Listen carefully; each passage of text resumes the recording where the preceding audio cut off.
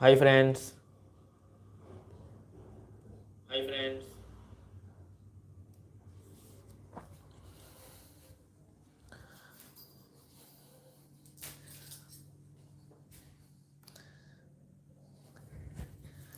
કેટલા વાગ્યા? 12 વાગ્યા.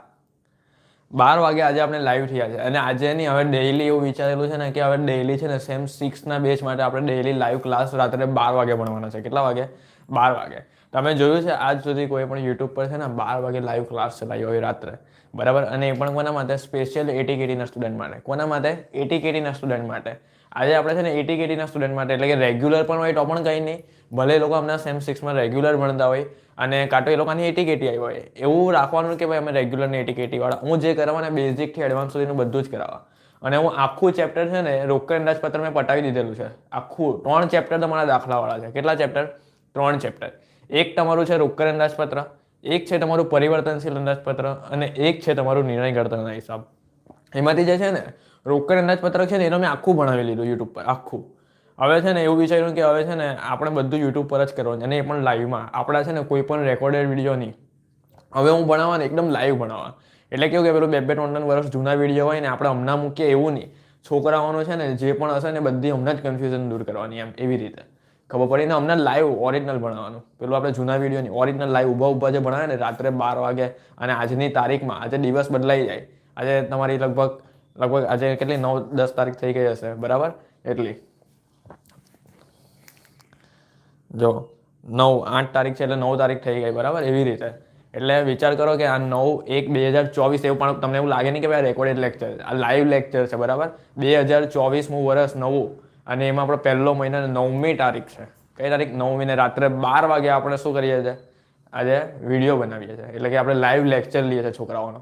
સેમ 6 મેનેજમેન્ટ એકાઉન્ટ, નિર્ણય ઘડતરના હિસાબ આજે આપણે અભ્યાસ કરવાનો. આખું પહેલેથી બેઝિકથી એડવાન્સ સુધી બધું જ ભણાવવાનું છું. અને એવું નહીં કે આજે કર્યું, કાલે કર્યું, 2 દિવસ પછી હોઈ જશે, એવું નથી, બરાબર છે? હું ડેઈલી કરાવવા 12 વાગે આખું ચાલુ થઈ જશે. અને ધીમે ધીમે સેમ 5, સેમ 4, એમકોમ બધું છે ને નાઇટમાં આવે ભણાવવા, નાઇટમાં, બરાબર છે? નાઇટમાં ચાલુ કરા, સ્પેશિયલ નાઇટમાં તમારા માટે સ્પેશિયલ લાઈવ ક્લાસ ચાલુ રાખાય. હવે જેટલા સ્ટુડન્ટ છે ને જાગવાવાળા છે ને એ રાત્રે જાગીને ખાલી મારા વિડીયો જોજો, બસ.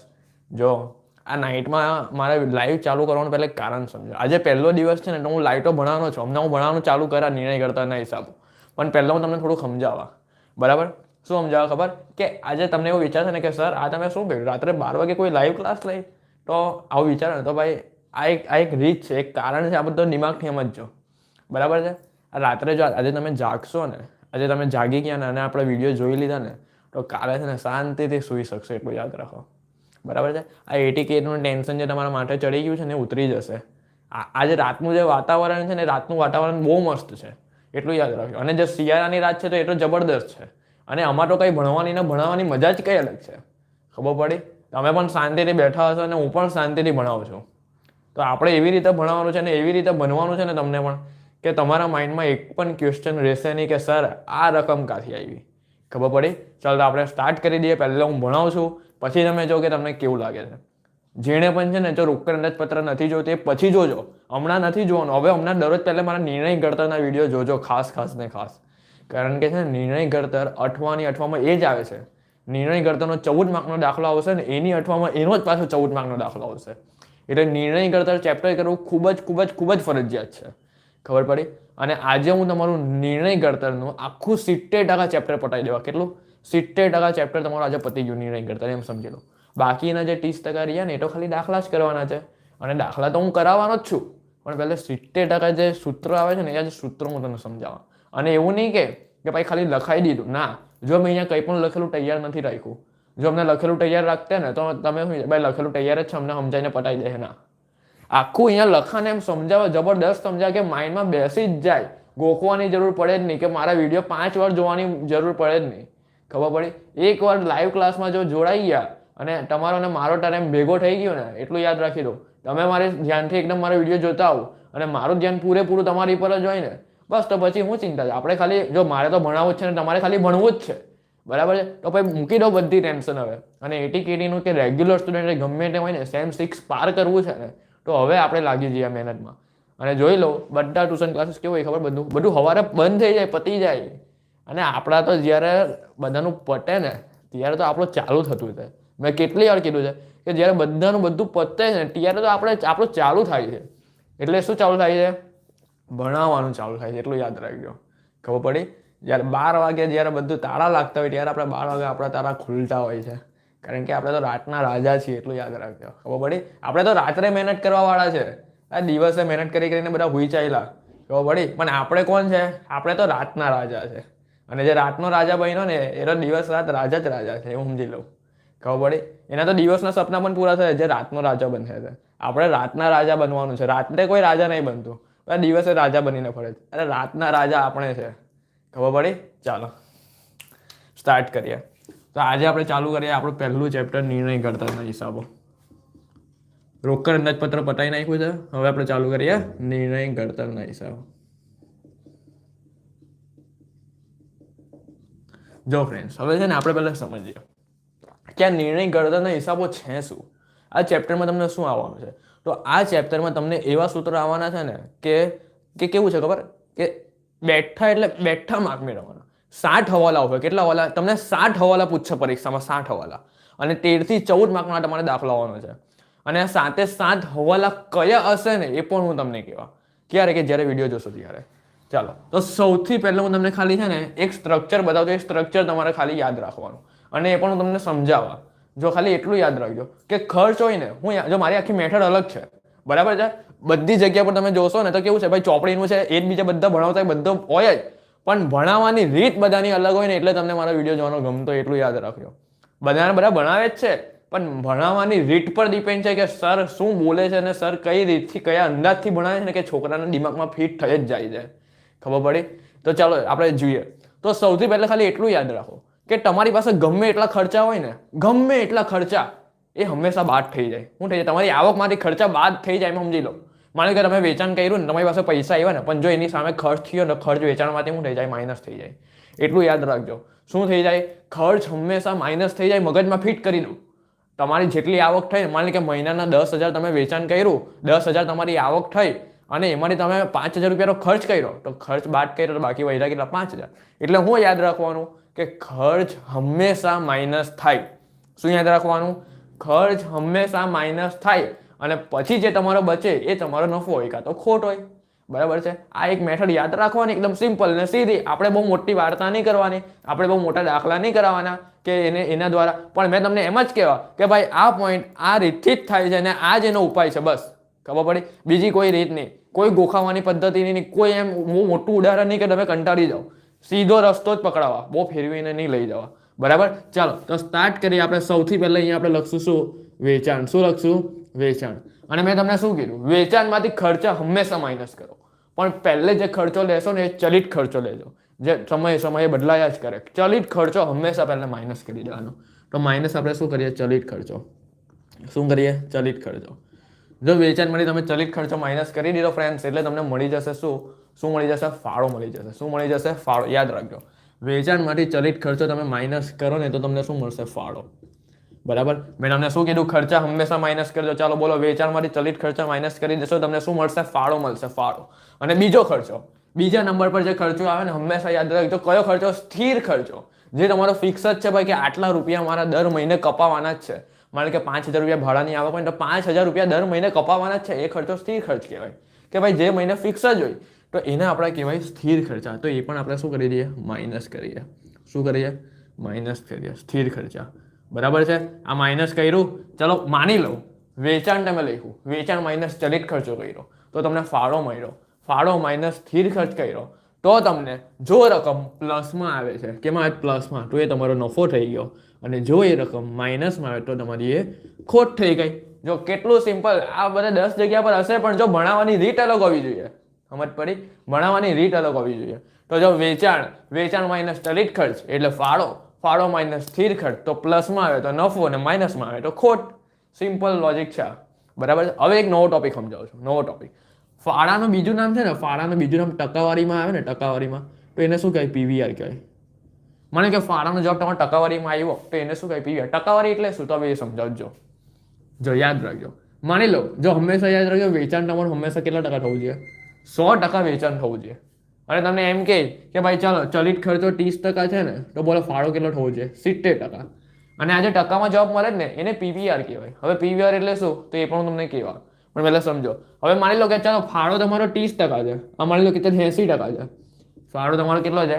80% છે. તો સમજી લો કે ચલિત ખર્ચા કેટલા થઈ ગયા? 20% થઈ ગયું ને. આનો મતલબ શું થયો કે ભાઈ આ બંને મળીને છે ને વેચાણ કેટલું થવું જોઈએ? 100% થવું જોઈએ. ચાલો બીજું એક એક્ઝામ્પલ લઈ લઈએ. માની લો કે ચાલ ફાળો 90% છે, તો ચલિત ખર્ચા કેટલું થઈ ગયું? 10%.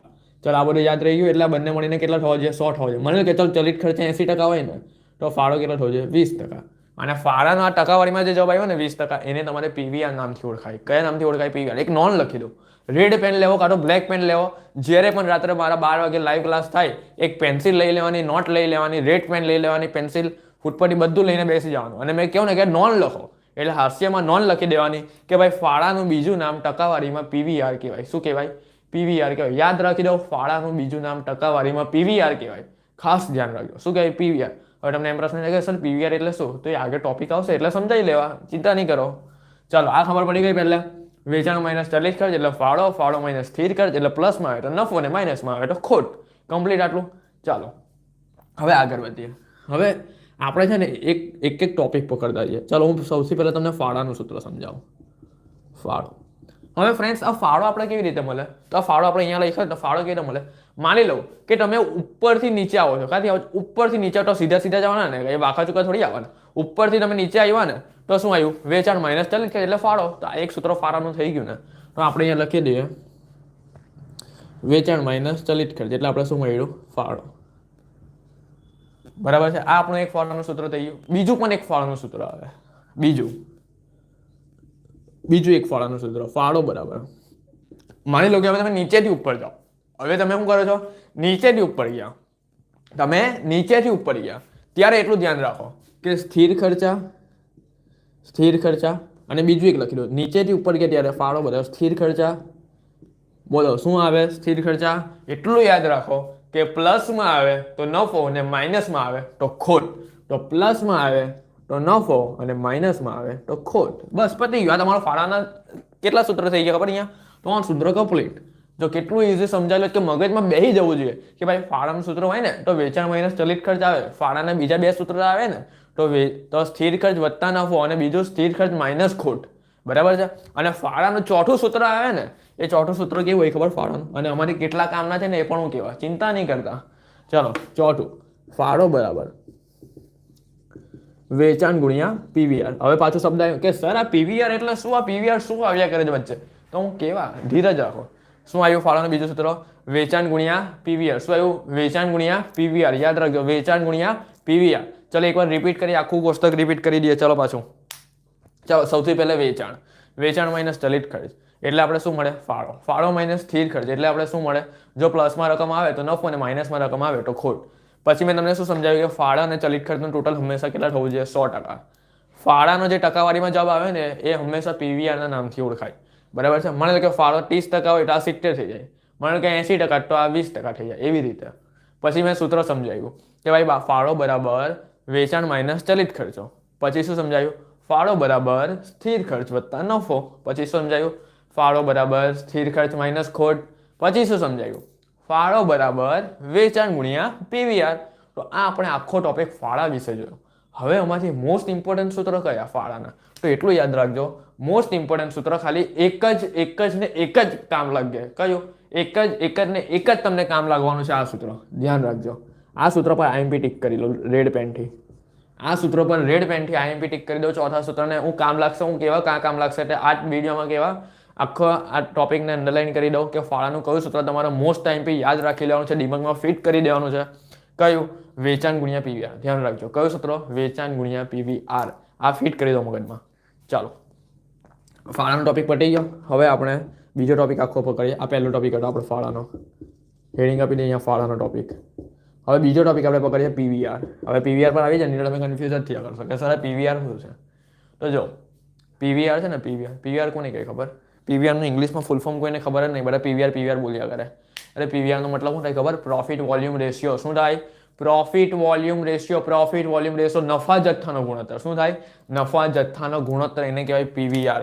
અહીંયા ફૂલ ફોર્મ બી લખી દો. જો નહીં તમે ખબર નહીં પડશે પ્રોફિટ વોલ્યુમ આ રેશિયો, બરાબર છે. આને કહેવાય નફા જથ્થાનો ગુણોત્તર. ગુજરાતીમાં એનું નામ શું આવશે?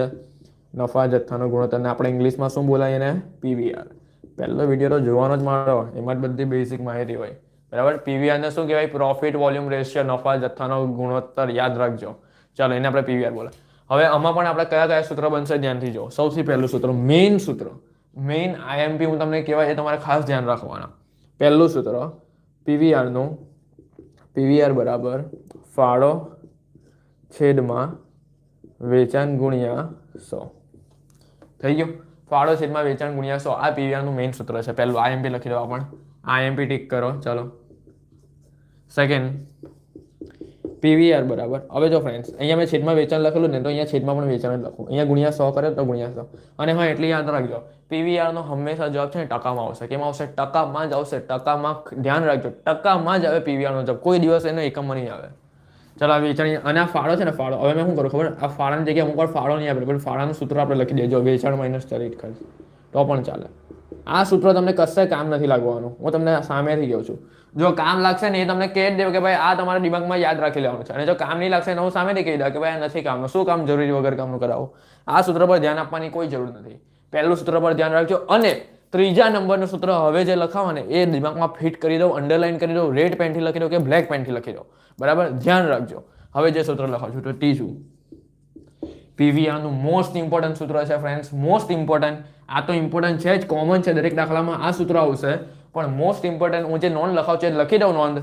શું? કે જ્યારે દાખલામાં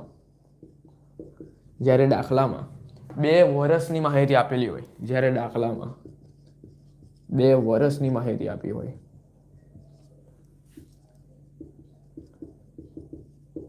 જ્યારે દાખલામાં 2 મહિનાની માહિતી આપેલી હોય, 2 મહિનાની માહિતી આપી હોય. જો હું એકદમ ડિટેલ્સમાં સમજાવવા, ડિટેલ્સમાં જે 2 મહિનાની માહિતી આપી હોય, જ્યારે દાખલામાં 2 દિવસની માહિતી, એટલે બધી દાખલામાં 2 માહિતી આપે. 2 વર્ષ હોય, 2 દિવસ હોય, 2 મહિના હોય, 2 દિવસની માહિતી આપી હોય.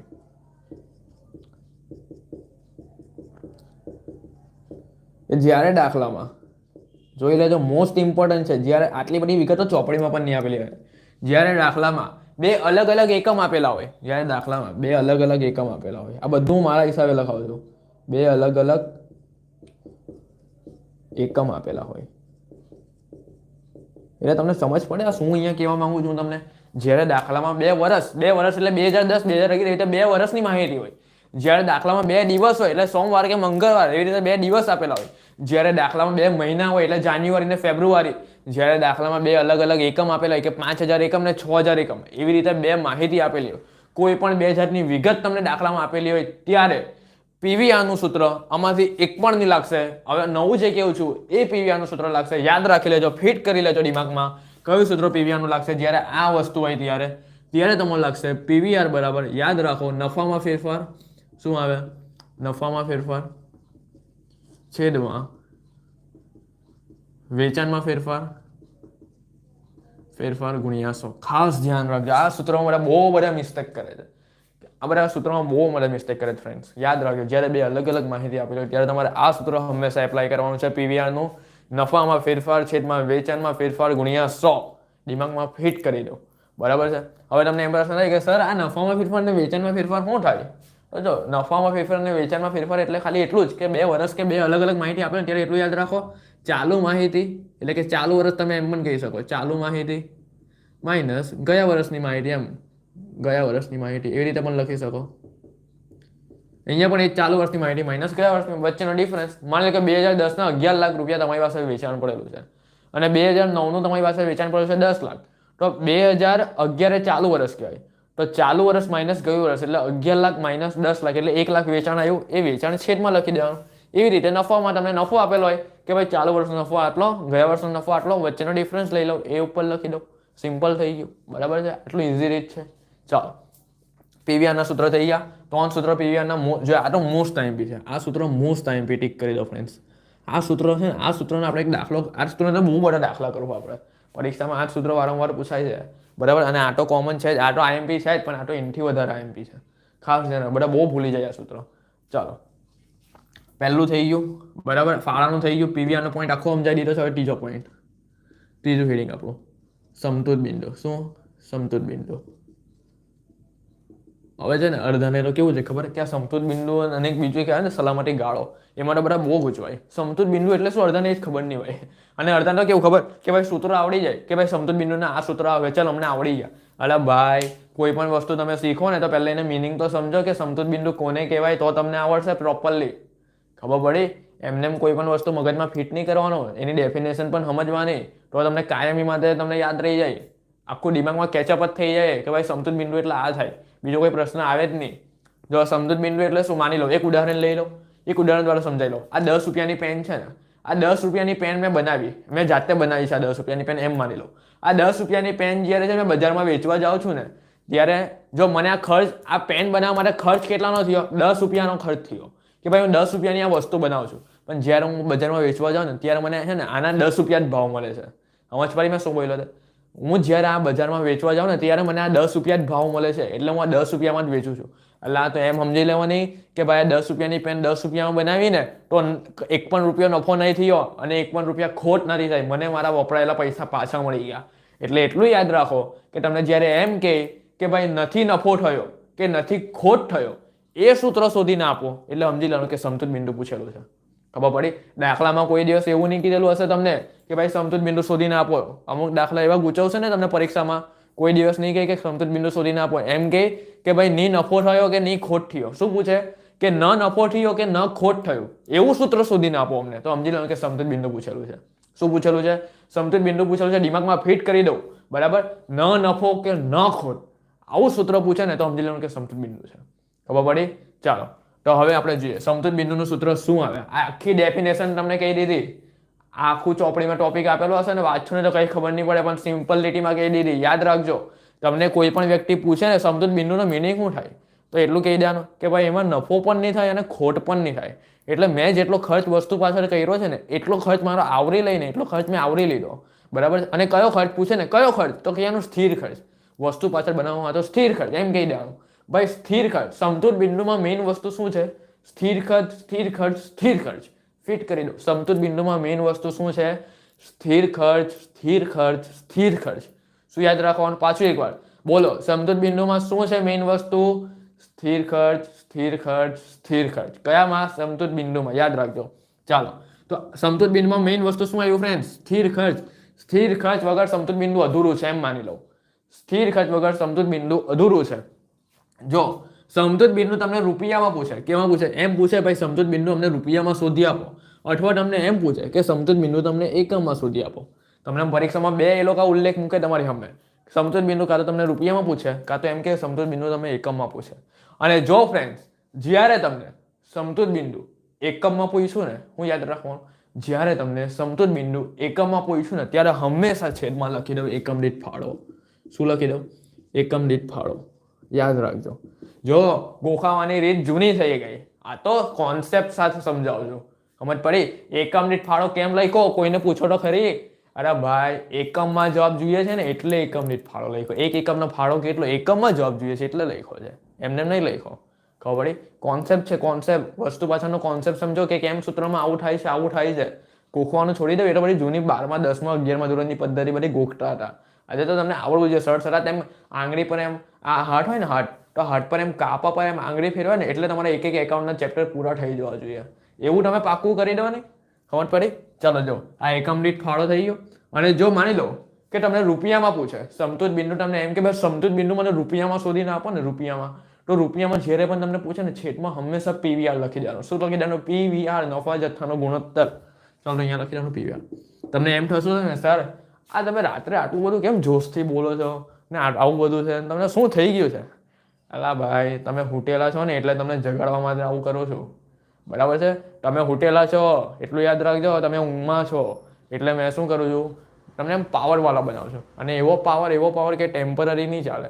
જ્યાં સુધી છે ને પરીક્ષાની સપ્લિમેન્ટરી આવી નહીં જાય ને હાથમાં, તમને લાગે ને કે ભાઈ આ પેપર આવ્યું ને મને બધું આવડે જ છે, અને એમ તમે સપ્લિમેન્ટરીમાં એમ લખો એવું લખો ને કેમ તમે લખતા લખતા લખતા બોલપેનના એવું લખો, એવો ભાવ જગાડો ને કે લખું ને તો બોલપેન લખું ને તો બોલપેનના પોઈન્ટમાંથી ચિંગારા ઉડવા જોઈએ, તનખા ઉડવા જોઈએ, એમ લખો ને તમે જ્યારે સપ્લિમેન્ટરીમાં. તમે એમ જ્યારે પેપર વાંચો ને ઓહો એમ કહો કે આ તો મને આવડે છે, આ તો મારા ગ્રેજ્યુએશનમાં કરાયેલું જ મને આવડે છે, એમ લખો એટલે એમ ચિંગારી ઉડવી જોઈએ સપ્લિમેન્ટરીમાં. હા હું લખીને આવ્યો એવું થવું જોઈએ, એમ ખુશ થઈ જવા જોઈએ. એમ વિડીયો જોયો તો એમ જબરદસ્ત જોયો, મજા આવી ગઈ, આજે 12 વાગે રાત્રે જોયો તો એમ એવું થવું જોઈએ. અને પછી આજે રાત્રે 12 વાગે જોવો ને, બીજા 24 કલાક 12 કલાક થાય ને રાહ જોવી પડે કે ક્યારે 12 વાગે ને સર લાઈવ થાય, એવો વિડીયો બનાવવાનો હોય. અરે છોકરાઓ મનમાં તડપવા જોઈએ કે મારા સર ક્યારે વિડીયો મૂકે, મારા સર ક્યારે વિડીયો મૂકે, એવા છોકરાઓ જોઈએ. આપણે કેવું છે કે એક છોકરો પણ લાઈવમાં જોડાયો હોય ને એક છોકરી પણ લાઈવમાં જોડાઈને મને જોતા હોય ને હમણાં, બરાબર, કે હજારો હોય, આપણે એ લોકો માટે નથી, હજારો હોય ને હજારો, બધાને કેવો ભાવે કે મારી પાસે હજારો છોકરા આવી જાય. અરે એવું નહીં, એક છોકરો કે એક છોકરી પણ મને જમણા જોતા હોય ને જોતા જોતા લખતા હોય, બરાબર, એ લોકોને એવું થાય કે મારા મમ્મી પપ્પા માટે મારે કંઈક કરવું છે, મારું ભવિષ્ય ઉજ્જવળ થવું છે, તો આ બધું એ લોકો માટે છે. આપણે કે હજારોની સંખ્યા ભેગા નથી કરવાની. અરે એક છોકરો કે 5 છોકરા કે 5 છોકરી આને કહી દે કે સર અમને ભણવું જ છે, અમને આચાર હૃદયથી ભણવું જ છે, તો આ એ લોકો માટે છે. ખબર પડી? આ તો ભણવાવાળા માટે છે. સમજ પડી? અને એટીકેટી ભૂલી જાઓ, માં ખોડિયાર એજ્યુકેશનમાં આવ્યા પછી એટીકેટી ભૂલી જાઓ. ચાલો આ પીવીઆર છે અને અહીંયા ઉપર માની લો રૂપિયા, પાછા આપણે લાઈન પર આવી જાય. ચાલો સમજૂત બિંદુમાં શું જરૂરી છે? સ્થિર ખર્ચ. શું જરૂરી છે? સ્થિર ખર્ચ, સ્થિર ખર્ચ ને સ્થિર ખર્ચ. અને જો રૂપિયામાં આવે તો છેદમાં પીવીઆર, એકમમાં આવે તો છેદમાં એકમ દીઠ ફાળો. અને હંમેશા યાદ રાખજો, મેં તમને શું યાદ અપાયું છે? સમજૂત બિંદુમાં સ્થિર ખર્ચ આવે, સ્થિર ખર્ચ આવે ને સ્થિર ખર્ચ જ આવે, તો અંશમાં લખી દેવાનું સ્થિર ખર્ચ, અને અહીંયા પણ લખી દેવાનું સ્થિર ખર્ચ. અને તમને એવો પ્રશ્ન થશે કે સર આ સ્થિર ખર્ચ અમે લાવશું કાથી? તો આ સ્થિર ખર્ચ છે ને ભાઈ તમને દાખલામાં આપેલો જ હશે, ગભરાવાની જરૂર નથી, હું કરાવવા. ચાલો પતી ગયું. હવે ચોથું ચાલો ચોથામાં શું આવશે? સલામતી ગાળો. શું આવશે? સમજૂત બિંદુનો ટોપિક પતી ગયો. આટલા બધા છે ને કાચું પીલું છે, બધું ફટાફટ આવડી જાય, કઈ અઘરું નથી કયા. ચાલો સલામતી ગાળો. સલામતી ગાળાનું સૂત્ર શું આવશે? તો સલામતી ગાળાના સૂત્રમાં શું આવે? યાદ રાખજો, નફો. શું યાદ રાખવાનું? નફો. સમજૂત બિંદુમાં શું આવ્યું? સ્થિર ખર્ચ ડેફિનેશન આખી સમજાવી લીધી છે. હવે સલામતી ગાળાની આખી ડેફિનેશન પાછી સમજાવવા. સલામતી ગાળો કોને કહેવાય? સલામતી ગાળો એટલે શું? તો એટલું યાદ રાખજો. એકદમ પાછું એકદમ મસ્ત ઉદાહરણ આપી દઉં ને.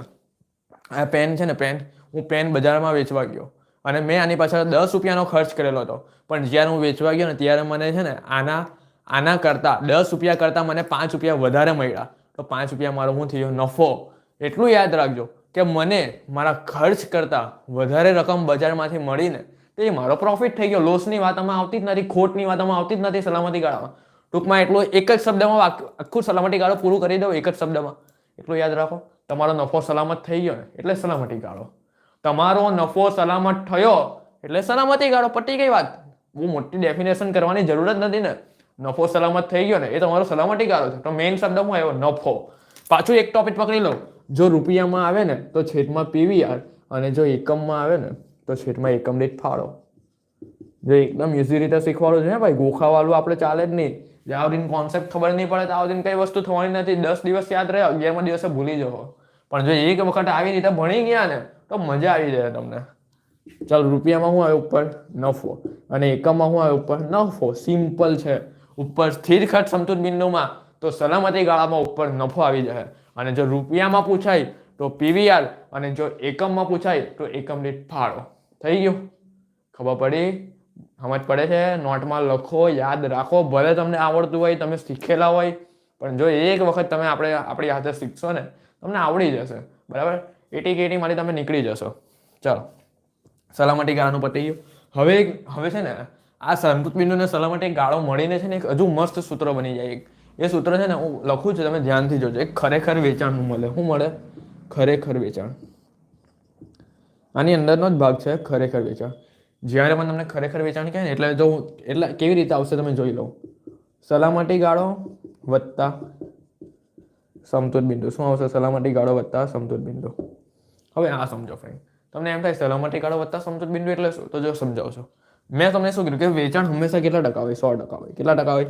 100%. માની લો સમતૂર બિંદુનો આન્સર 70% હોય, તો સમજી લેવાનું કે આ સલામતી ગાળાનો કેટલો હોય? ઓટોમેટિક 30% હોય. માની લો ચાલ આ ઉદાહરણ બીજું લઈ લઈએ આપણે. માની લો કે સલામતી ગાળાનો જવાબ 40% આવ્યો તો બોલો સમતૂર બિંદુ કેટલા ટકા હોય? 60% હોય કે નહીં? અમારે ત્યાં માઇનસ આ બંનેનો મેળાપ કરીને તમારો 100% થવો જ જોઈએ. ખબર પડી? એટલે એક આટલો છે તો બીજો આટલો છે એમ એવી રીતે. ચાલો હવે આપણે શું કરીએ ખબર? હવે હું તમને એક અલગ રીતે સમજાવું. અમને મેં કરતા ખરેખર વેચાણને બનાવ્યા. હવે મેં શું કર્યું ખબર? કરતા સલામતી ગાળાને બનાવી દઉં. તો હું અહીંયા સલામતી ગાળો હમણાં લખું અને ખરેખર વેચાણ અહીંયા લઈ લઉં છું હમણાં એટલે એની જગ્યા પર. અને આ સમતૂર બિંદુ આ સાચા તો માઇનસ થઈ જાય કે નહીં? તો એટલું યાદ રાખજો ફ્રેન્ડ્સ કે ખરેખર વેચાણમાંથી સમતૂર બિંદુ માઇનસ થઈ જાય ને તો તમને સલામતી ગાળો મળી શકે. બરાબર છે? યાદ રાખજો, આ સૂત્ર કામ લાગશે. જો એકદમ સિમ્પલમાં કહી દઉં, પાછું નહીં યાદ રહેતું હોય તો સિમ્પલમાં કહી દઉં. જો આગળ સલામતી ગાળો આવે ને તો પાછળ સમતૂર બિંદુ આવે. આગળ 100 છે તો પાછળ પણ 100 છે, પણ વચ્ચે માઇનસની નિશાની છે, એટલું યાદ રાખજો. હવે માની લો કે જો અહીંયા સમતૂર બિંદુ મને શોધવું હોય ને પાછું સમતૂર બિંદુ, તો મેં શું લઉં ખબર? ખરેખર વેચાણની જગ્યા પર લખી દઉં. ચાલો મેં તમને શું કીધું? આગળ 100 તો પાછળ પણ 100. આગળ સમતૂર છે તો પાછળ સલામતી આવે, એટલું યાદ રાખવાનું. અહીંયા શું આવે? સલામતી ગાળો. બોલો ખબર પડી ગઈ? એકદમ ઇઝીલી યાદ રહી ગયું. કેટલું ઇઝી સમજાયું છે? નોટમાં લખતા જાઓ, કરતા જાઓ. ડેલી નાઇટ નોટની આપણી નોટ જ બનાવી આખી કે માં ખોડિયાર એજ્યુકેશન ડેલી લાઇટ નાઇવ ક્લાસ. બરાબર? ચાલો ખરેખર વેચાણ થઈ ગયું, સલામતી ગાળો થઈ ગયું, સમતૂર બિંદુ થઈ ગયું.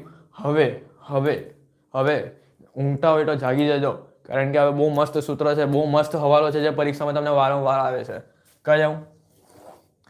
અહીંયા લખજો મોસ્ટ આઈએમપી હવાલા. મોસ્ટ આઈએમપી હવાલા કેના માટે? તો ભાઈ VNSJUની એક્ઝામ માટે મોસ્ટ આઈએમપી હવાલા છે. આ બધું તો ચાલે, આ તો બધું હવે ચાલુ છે એટલું કહેવાય. અરે બધું આવડી જાય. હવેનો જે પોઈન્ટ છે ને એ પોઈન્ટને મેં ઊંઘેલા હોય ને તો મોડું ધોઈને પછી જોજો. બહુ જબરદસ્ત પોઈન્ટ છે. ચાલો જો સૌથી પહેલા તમારો એક એવો હવાલો એ લોકો મૂકી દે ને. કેવો હવાલો મૂકી ખબર?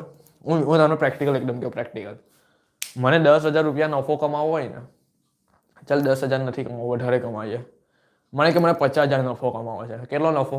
માની લો કે મને 50,000 રૂપિયા નફો કમાવો છે, તો એના માટે મેં બહાર કેટલું વેચાણ કરું આ મારે જોવું છે. તો એના માટે એક સૂત્ર આવે.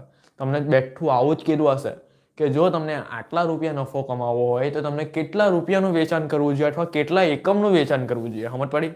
જો તમને 50,000 રૂપિયા નફો મેળવો, એટલે કોઈ બી રકમ આવે એમ, જો તમને 50,000 રૂપિયા નફો મેળવવો હોય તો તમે કેટલું વેચાણ કરો છો, જરૂરી વેચાણ છો એવું તમને પૂછે. ચાલો અહીંયા આપણે લખી દઈએ 50,000 રૂપિયા નફો મેળવવો હોય તો કેટલું જરૂરી વેચાણ છે. તો એમ પૂછે કે જરૂરી વેચાણ શોધો, એવું પણ પૂછી શકે. એમ શોર્ટમાં પટાવીએ તો જરૂરી વેચાણ શોધો. શું પૂછે? જરૂરી વેચાણ. અહીંયા પૂછે. મેઇન વસ્તુ શું આવ્યું ખબર? કે મેઇન વસ્તુ શું આવ્યું કે આગળ નફો આવ્યો ને પાછળ જરૂરી વેચાણ આવ્યું. જો ધ્યાન રાખજો, આગળ નફો એટલે શું ખબર? કે આગળ નફો તમને રકમ આપીને પાછળ તમને જરૂરી વેચાણ શોધવાનું કહે છે. શું તમને કીધું? 50,000 રૂપિયાનો નફો તમને કમાવવો હોય, રકમ નફાની કેટલી આપી છે હવાલામાં? હવાલાની રકમ યાદ રાખવાની. કઈ રકમ? હવાલાની. 50,000 રૂપિયા નફો આપ્યો છે તો જરૂરી વેચાણ શોધો. તો જો એટલું યાદ રાખો ફ્રેન્ડ્સ. નિયમ એ જ. કયો નિયમ? કે જો રૂપિયામાં આવે ને તો છેદમાં PVR અને એકમમાં આવે ને તો છેદમાં એકમ દીઠ ફાળો. એટલું યાદ રાખો. રૂપિયામાં આવે તો છેદમાં PVR, એકમમાં આવે તો છેદમાં એકમ દીઠ ફાળો. ધ્યાન રાખજો. પાછું તમને એમ પૂછે ભાઈ જરૂરી વેચાણ શોધો, અને આ જ જરૂરી વેચાણ જો તમે રૂપિયામાં લાવો ને, રૂપિયામાં તમને પૂછે અને કઈ નહીં કીધું હોય તો રૂપિયામાં જ આવે. પાછું એ બી ધ્યાન રાખજો. તમે એમ કે સર કઈ નહીં કીધું હોય તો રૂપિયામાં. બરાબર? અને જો આ જરૂરી વેચાણ તમને એકમમાં પૂછે, એકમમાં આ જરૂરી વેચાણ તમને એકમમાં પૂછે ને તો છેદમાં શું લઈ લેવાનું ખબર? એકમ દીઠ ફાળો. અને ઉપર શું લખવાનું? ઉપર માની લો ફ્રેન્ડ્સ, માની લો કે તમને નફાનો પોઈન્ટ આવ્યો ને 50,000 નફો, તો પહેલા તમારો ખર્ચ તો અંદર આવી જ જાય. ખર્ચ તો અંદર આવે જ. સ્થિર ખર્ચ એ પણ અહીંયા લખી દો. અહીંયા પણ સેમ ટુ સેમ સ્થિર ખર્ચ. પણ જો નફો છે ને, નફો, તો પ્લસ આપણે શું અંદર એડ કરી દઈએ? નફો. અને અહીંયા પણ એડ કરી દઈએ નફો. પતી ગયો, સિમ્પલ. આ બની ગયું તમારું આ સૂત્ર હવાલાનું. સમજ પડી? જ્યારે પણ તમારે આવો કોઈ પણ હવાલા આવે ને, ભાઈ આટલા રૂપિયા નફો કમાવો છે તો જરૂરી વેચાણ શોધો, તમને જો રૂપિયામાં પૂછે તો સ્થિર ખર્ચા વત્તા નફો છેદમાં PVR, અને એકમમાં પૂછે તો સ્થિર ખર્ચા વત્તા નફો છેદમાં એકમ દીઠ ફાળો. થઈ ગયું. હવે તમને ઉલટું પૂછી લઈ. હવે મેં તમને નહીં કીધું 50,000 નફો કમાવો. હવે તમને એવું પૂછે ને કે સર 50,000 રૂપિયા ખોટ કરવી હોય તો શું કરવાનું? આપણે ઊંડી સાઈડ પણ વિચારીએ, એ લોકો ઊંડી સાઈડ પણ વિચારે. તમને એવું પૂછી લે ભૂલથી એ લોકો કે ભાઈ 50,000 રૂપિયા મારે ખોટ જોઈતી છે તો જરૂરી વેચાણ કેટલું? તો કંઈ નહીં કરવાનું. માનો કે આ નફાની જગ્યા પર તમને ખોટ શબ્દ વાપરેલો હોય તો શું કરવાનું? અહીંયા પ્લસ નફો છે તો અહીંયા માઇનસ ખોટ કરી દેવાની. બસ, નફાને એડ જ નહીં કરવાનું. પછી અમારે પડી ગયેલી. તમને નફો શબ્દ નહીં હોય ને એવો શબ્દ હોય કે ભાઈ 50,000 રૂપિયા ખોટ જોઈતી હોય તો જરૂરી વેચાણ થયું, તો નફાની જગ્યાએ ખોટ લખી દે. ખોટ હંમેશા માઇનસમાં આવે અને નફો પ્લસમાં આવે, એટલું યાદ રાખવાની. ચાલો થઈ ગયું. હવે તમને ઉલટું પૂછે. શું ઉલટું પૂછે ખબર? હવે તમને એમ પૂછે, હવે છે ને વેચાણ તમને આગળ આપી દે અને નફો પાછળ લઈ લે. એટલે એમ કે ચાલ ભાઈ 5 લાખ રૂપિયા કેટલાનું, જો તમને બજારમાં 5 લાખ રૂપિયાનું વેચાણ કરવું હોય તો નફો કે ખોટ શોધો. શું પૂછે? નફો કે ખોટ. પહેલે જો મેં તમને નહીં કીધું કે આગળ જોઈ લો, આગળ અહીંયા નફો અને પાછળ વેચાણ હતું, તો તમે હવે આગળ વેચાણ છે ને પાછળ નફો ખોટ છે. જો કેવું છે, દિમાગ વાળો સવાલ છે કે નહીં? તમને હવે વેચાણની કિંમત આપેલી છે 5 લાખ અને તમને એમ કહે છે કે તમે નફો કે ખોટ સૂત્ર. કમ્પલસરી એક જ સૂત્ર યાદ રાખવાનું, એક જ સૂત્ર કમ્પલસરી, બીજું કોઈ આવે નહીં. શું ખબર? આ છેલ્લા 3 ભાગ લઈ લો. આ છેલ્લા 3 ભાગ એટલે શું ખબર? આ ફાળો માઇનસ સ્થિર ખર્ચ, અને જો પ્લસમાં રકમ આવી તો નફો અને માઇનસમાં રકમ આવી તો ખોટ. બસ આ 3 ભાગ લઈ લો. પહેલો, બીજો ને ત્રીજો ભાગ પટી ગયો.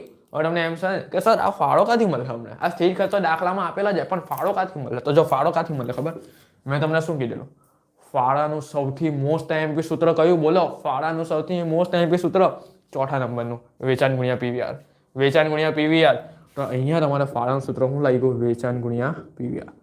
હવે તમને એમ કહેશો કે સર આ ફાળાનું સૂત્ર તમને ખબર પડી ગઈ, વેચાણ ગુણ્યા પીવીઆર આવે, પણ સર આ વેચાણ અમને ક્યાંથી મળશે ને પીવીઆર અમને ક્યાંથી મળશે? તો ફ્રેન્ડ્સ, આ વેચાણ છે ને, એ વેચાણ તમને કયું લેવાનું? દાખલાનું નથી લેવાનું, રકમનું નથી લેવાનું, હવાલાનું લેવાનું છે. નોંધ લખી દો કે વેચાણ છે ને હંમેશા આવું કોઈ સૂત્ર ને આવું કોઈ હવાલો આવે તો હવાલાનું જ લેવાનું. કયું? હવાલાનું આપેલું વેચાણ લેજો. કેટલું? 5 લાખ રૂપિયા અહીંયા લઈ લો વેચાણ. અને આ પીવીઆર જે છે ને એ તમે શોધેલો જ હશે, કારણ તમને આપેલો હશે તો એના ટકાવારી ગણ્યા કરી દેજો એટલે આવી જશે ફાળો. અને સ્થિર ખર્ચ તમારા દાખલામાં હશે, જો માઇનસ કરો ને પ્લસમાં રકમ આવી તો આ તમારો નફો થઈ ગયો. અને જો અહીંયા ખોટ આવી, માઇનસમાં રકમ આવી અને ખોટ આવી તો અહીંયા ખોટ થઈ ગઈ તમારી. સિમ્પલ. ખબર પડી? પ્લસમાં આવે તો નફો ને માઇનસમાં આવે તો ખોટ. બેઝિક કોન્સેપ્ટ યાદ રાખી લેવાનો, બહુ બધું વિચારવાનું નહીં. ચલો, આ એક પોઈન્ટ પૂરો થઈ ગયો. અને ત્રીજો પોઈન્ટ મોસ્ટ ઇમ્પોર્ટન્ટ, ખાસ ધ્યાન રાખજો. ત્રીજો પોઈન્ટ મોસ્ટ ઇમ્પોર્ટન્ટ છે.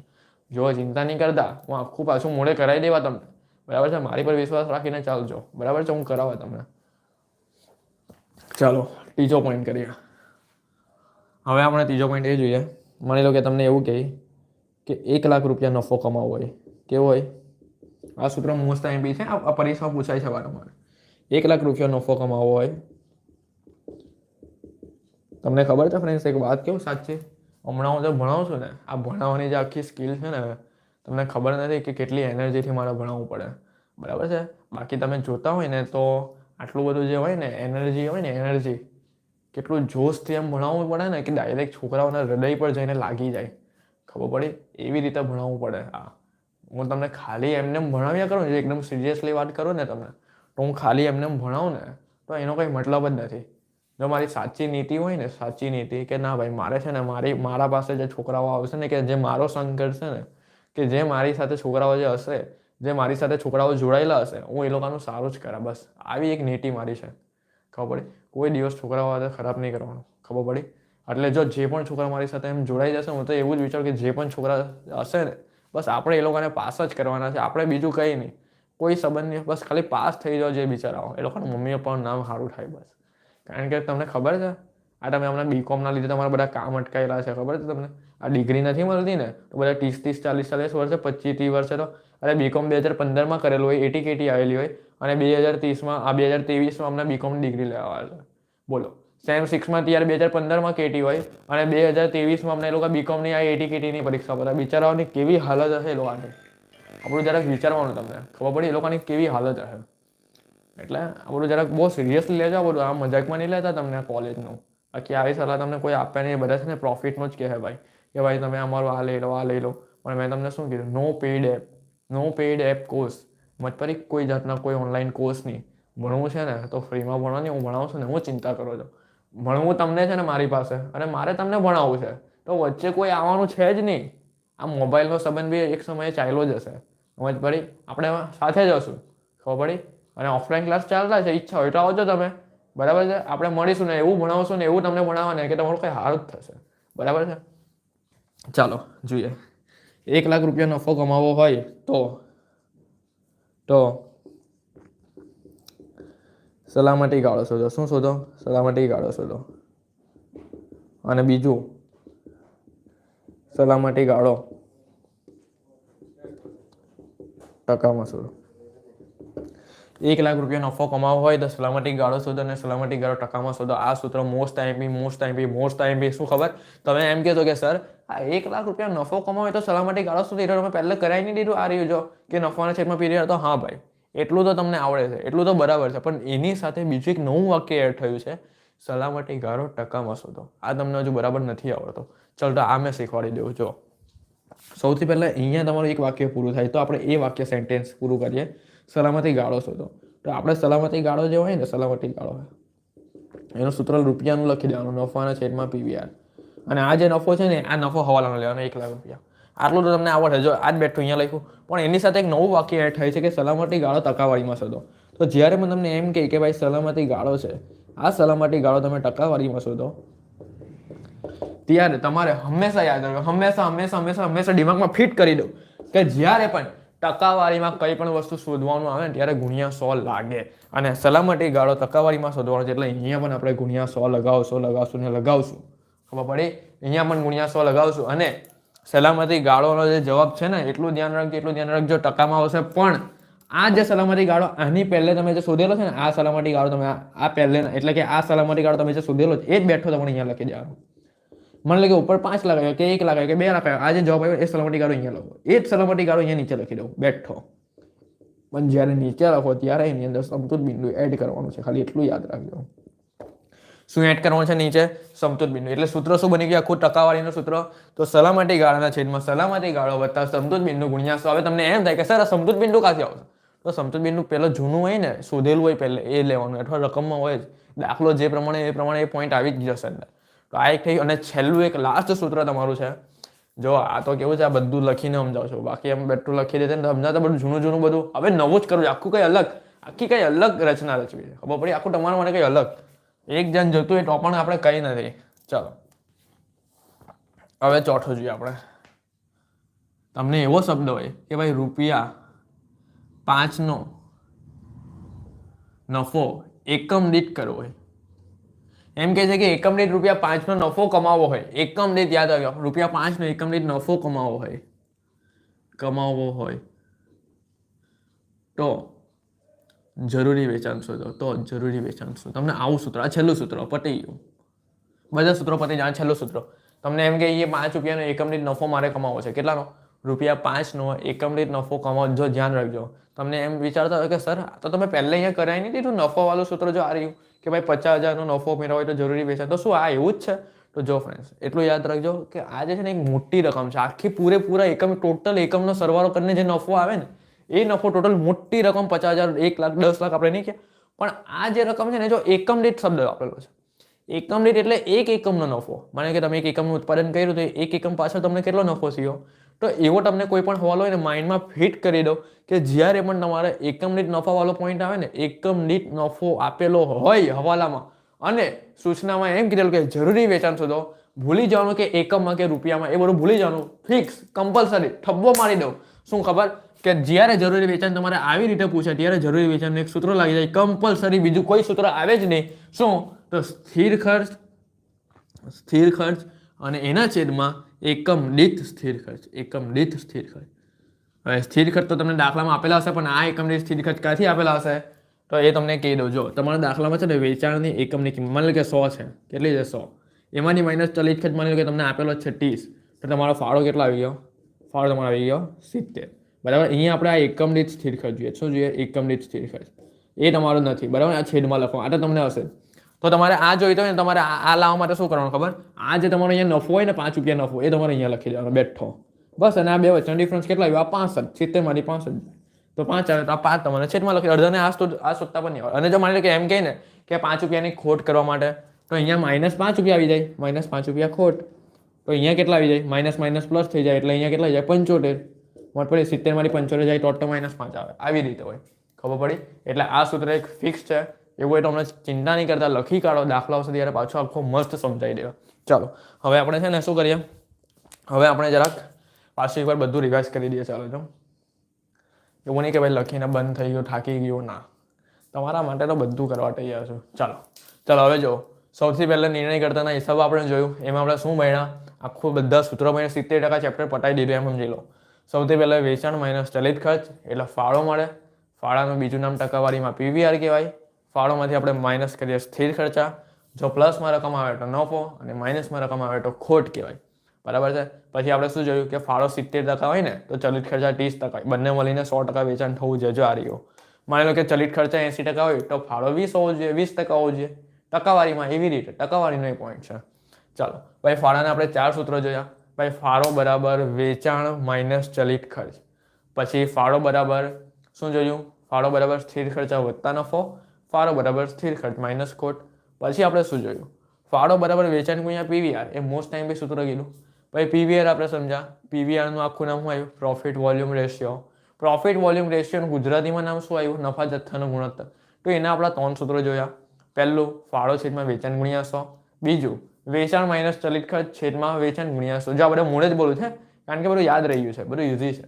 અને છેલ્લું કે જે 2 વર્ષની માહિતી આપેલી હોય, 2 અલગ અલગ મહિનાની માહિતી આપેલી હોય, 2 અલગ અલગ દિવસ હોય કે 2 અલગ અલગ એકમ હોય, ત્યારે શું આવે, નફામાં ફેરફાર છેદમાં વેચાણમાં ફેરફાર ગુણ્યા 100. હું તો તમને એવી રીતે તૈયાર કરાને કે ઊંઘમાંથી પણ કોઈ પૂછે ને તો બી તમને યાદ રહે. બરાબર. ચાલો આ ફાળાનો હવે ભાઈ સમતુત બિંદુ આવ્યા. તો સમતુત બિંદુમાં આપણે શું જોયું, સ્થિર ખર્ચ કે ની નફો થાય કે ની ખોટ થાય એવું તમને કીધેલું હોય તો સ્થિર ખર્ચ આવે મેઇન વસ્તુ. તો જો રૂપિયામાં પૂછે તો છેદમાં પીવીઆર અને એકમમાં પૂછે તો છેદમાં એકમ દીઠ ફાળો. અને ઉપર કમ્પલસરી અંશમાં શું આવે, સ્થિર ખર્ચ જ આવે. ચાલો હવે આવ્યું સલામતી ગાળો. તો સલામતી ગાળામાં તમારે શું સલામત કરવાનું છે, તમારો નફો સલામત કરવાનો છે. અને જો જ્યારે રૂપિયામાં પૂછે ત્યારે નફાના છેદમાં પીવીઆર અને જ્યારે એકમમાં પૂછે ત્યારે નફાના છેદમાં એકમ દીઠ ફાળો. બરાબર છે. પછી આપણે પેલા 3 આડા સૂત્રો જોઈએ ને લાંબા, કે ભાઈ ખરેખર વેચાણ બરાબર સમતુત બિંદુ વત્તા સલામતી ગાળો. પછી એમાં પણ મેં પેલું ટકાવારી વાળું સમજાયું કે સલામતી ગાળો 70% હોય તો સમતુત બિંદુ 30% હોય. જો સમતુત બિંદુ 20% હોય તો સલામતી ગાળો 80% હોય. બંને મળીને 100 હોવું જોઈએ. પછી આપણે આ જોયું કે ભાઈ સલામતી ગાળો શોધવું હોય તો ખરેખર વેચાણ માઇનસ સમતુત બિંદુ, સમતુત બિંદુ શોધવું હોય તો ખરેખર વેચાણ માઇનસ સલામતી ગાળો. થઈ ગયો. પછી બીજી એક વસ્તુ તમને એમ કે 50,000 રૂપિયાનો નફો ખોટ મેળવવો હોય તો જરૂરી વેચાણ શોધો. તો જો રૂપિયામાં હોય તો છેદમાં પીવીઆર અને એકમમાં હોય તો છેદમાં એકમ દીઠ ફાળો. અને ઉપર કમ્પલસરી શું આવે, સ્થિર ખર્ચ વત્તા નફો. અને જો ખોટમાં હોય તો સ્થિર ખર્ચ માઇનસ ખોટ. થઈ ગયું. પછી તમને ઊંધું વાક્ય કહી કે 5 લાખ રૂપિયાનું વેચાણ કરવું હોય તો નફો કે ખોટ શોધો. તો એનું કમ્પલસરી ફાળો માઇનસ સ્થિર ખર્ચ, પ્લસમાં આવે તો નફો, માઇનસમાં આવે તો ખોટ. ને ફાળો કેવી રીતે શોધાય, વેચાણ ગુણ્યા પીવીઆર. થઈ ગયું એ બી. ચલો પછી જો ત્રીજું, 1 લાખ રૂપિયાનો નફો કમાવો હોય તો સલામતી ગાળો શોધો. સલામતી ગાળો ટકામાં શોધો. તો આપણે સલામતી ગાળો પહેલાં જેમ શોધતા હતા એમ શોધો. નફો છેદમાં પીવીઆર અને ટકાવારીનું સૂત્ર શું આવ્યું, સલામતી ગાળો છેદમાં સલામતી ગાળો વત્તા સમતુત બિંદુ ગુણ્યા 100. એક નવું સૂત્ર લખાયું આઈએમપી કે 5 રૂપિયાનો નફો કમાવો હોય કે ખોટ કમાવી હોય તો એકમ દીઠ 5 રૂપિયાનો એકમ દીઠ નફો કે ખોટ કમાવી હોય તો જરૂરી વેચાણ શોધો. તો ફિક્સ સૂત્ર એનું લખાયું, સ્થિર ખર્ચના છેદમાં એકમ દીઠ સ્થિર ખર્ચ. આ એક જ આવે. તો ફ્રેન્ડ્સ અહીંયા આપણો આ લાઈવ લેક્ચર કમ્પ્લીટ થાય છે. અને હવે આપણે કાલે એટલે કે આ જ ટાઈમે 12 વાગે આપણે શું કરીશું, આના દાખલા ચાલુ કરીશું. બરાબર છે. અને ડેઈલી હવે 12 થી 1નો ટાઈમ આપણો છે સેમ 6નો રાતનો. જેટલા જણ હોય ને તમારા દોસ્તારો એ લોકોને કેવો, તમે નોકરી કરતા હોય કે કામ કરતા હોય, રાત્રે 12 વાગે તો બધા ફ્રી જ હોય. 12 વાગી જાય ને 12, રાત્રે 12 વાગે તમારે ઇયરફોન લઈ લેવાના, કાનમાં નાખી દેવાના, નોટ પેન લઈ લેવાની, મસ્ત જગ્યા પર બેસી જવાનું. એકદમ આરામ પથારીમાં હોય કે હમણાં ગમે ત્યાં બેસેલા હોય ને, તમે ગેલેરીમાં હોય, ગમે ત્યાં હોય, રૂમમાં હોય, બરાબર છે, શાંતિથી બેસીને મારા વિડીયો જોવાના. નોટમાં બધું 1 by 1 બધા સ્ટેપ લખી કાઢવાના મસ્ત. કારણ કે આપણે કોણ છે, આપણે તો રાતના રાજા છે. આપણે તો રાત્રે મહેનત કરશું ને, આજે રાત્રે મહેનત કરશું ને તો કાલે દિવસ સવારે સારો જ ઉગવાનો છે. બરાબર છે. ભરોસો રાખો તમારી મહેનત પર. મને ભરોસો છે કે આજે હું ભણાવું છું ને તો કાલે મારા છોકરાઓ પાસ થાય, એવો મને ભરોસો છે. તો તમે એવો ભરોસો રાખો ને કે આજે તમે મહેનત કરો ને તો કાલે તમે પાસ થશો ને થશો જ. કોઈ રોકી નહીં શકશે. ખબર પડી? તમે હારી નહીં જતા. હું તમારી સાથે છું. બસ એટલું ધ્યાન રાખજો. કોઈ નહીં હશે ને આવું કોઈ નહીં કહેશે, ફરી લેવાનું આખી યુટ્યુબ ચેનલ પર કોઈ નહીં કહેશે. બરાબર છે. ચાલો તો હવે આપણે મળશું કાલે રાત્રે 12 વાગે. અને જો તમને આ વિડીયો ગમ્યો હોય ને તો તમે શું કરશો ખબર, તમે બીજા 10ને કહેજો કે ભાઈ લાઈવ જોડાજે, સેમ 6માં લાઈવ જોડાજે. રાત્રે 12 વાગે સર મા ખોડિયાર એજ્યુકેશન પર લાઈવ થશે. ચેનલને સબસ્ક્રાઈબ કરી દેજો. બરાબર. અને જો તમને આ વિડીયો ગમ્યો હોય ને તો જો આ વિડીયો જેને જોયો હોય ને, બરાબર, જેટલા જણે જોયો હોય ને મને વોટ્સએપ પર પર્સનલમાં મેસેજ કરો કે સર પહેલો પાર્ટ તમારો અમને ગમ્યો નિર્ણય કરતો રહેશો અને આવા પાર્ટ્સ તમે લાઈવ લેક્ચર લેતા જ રહેજો, બરાબર. તમારો આભાર ફ્રેન્ડ્સ. અને બીજી એક વસ્તુ, તમને હું મારો નંબર આપી દઉં છું, નહીં તો તમને મારો નંબર નહીં ખબર હોય તો 7433858780, બરાબર છે. આપણા ક્લાસ ક્યાં ચાલતા છે? સુરતમાં ચાલતા છે, બરાબર છે. મારું નામ શું છે ખબર જ છે તમને બધાને, ટોપિક કહી દઉં, ડેનિસ માળી, બરાબર, ડેનિસ માળી. ચાલો, તમારો આભાર ફ્રેન્ડ્સ, તમે છેલ્લે સુધી જોડાઈને મારો વિડીયો જોયો. આભાર.